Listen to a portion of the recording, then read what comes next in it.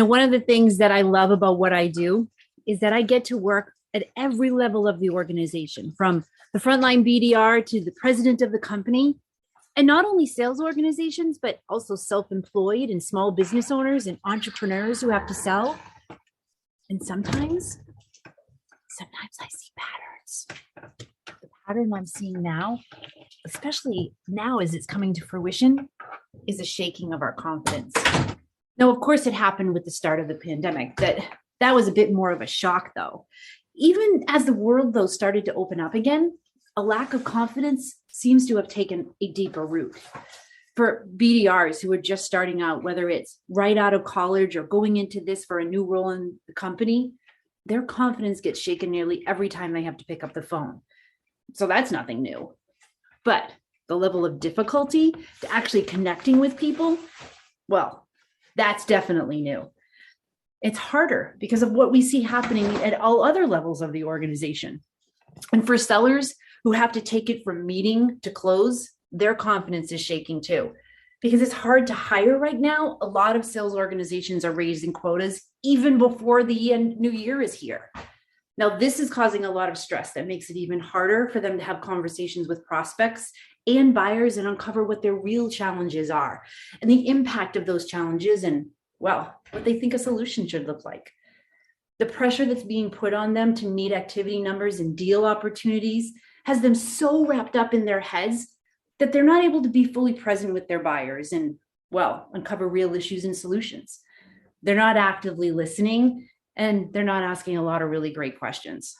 And for managers, when their confidence gets shaken, what I see them do is that they then start to tell their reps about what to do, rather than coaching them in a way that helps them to become more aware of how to develop new skills and apply them to their day-to-day.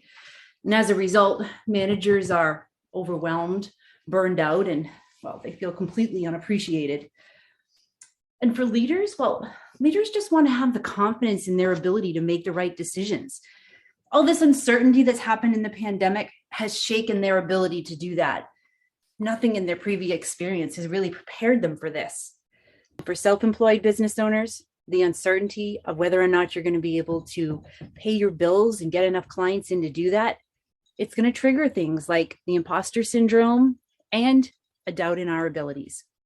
Now, the thing that all of this has in common is that every group of people that I've just described and that I work with on a regular basis, they're all suffering from what I call a lack of emotional management and a triggered need for approval. And 63% of sellers, managers, leaders, professional BDRs, and self-employed business owners struggle with controlling their emotions during sales tasks and processes. This uncertainty and stress appears to also trigger that need for approval I mentioned, which makes sense, right? When our confidence is shaken, isn't it natural to seek the approval of others? Both of these things are normal human responses. So how can we better manage our emotions so that we can show up for the people who are looking to us to inspire and guide and help them to solve problems?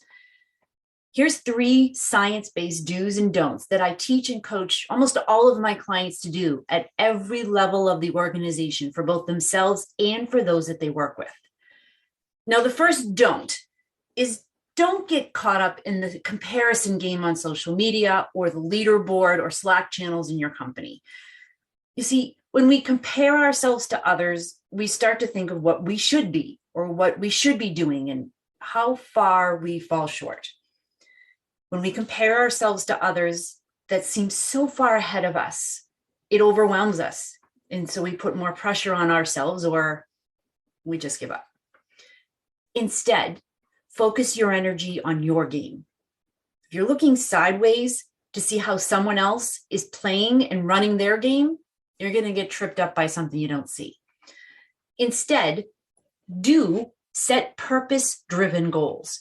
Now, these aren't the types of goals that are solely based on revenue numbers, though that's going to be an important part of it because money is a tool that helps us to measure things.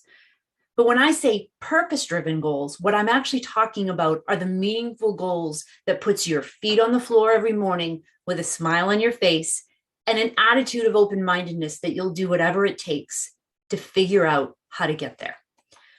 Now, the reason that this is important is it helps us to understand what a fresh start would look like for us.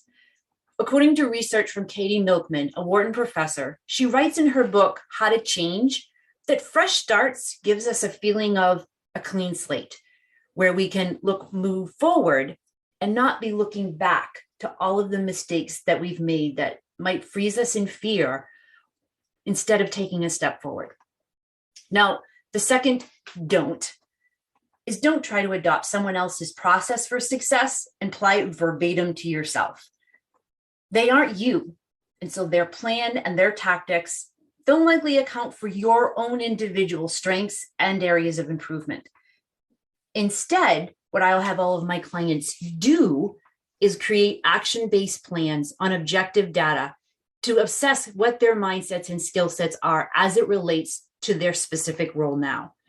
Now, not only do these plans include things that they need to do in milestones that they need to hit in order to achieve their purpose-driven goals, but also the obstacles that might get in their way and the strategies for them to work around those obstacles when they do happen.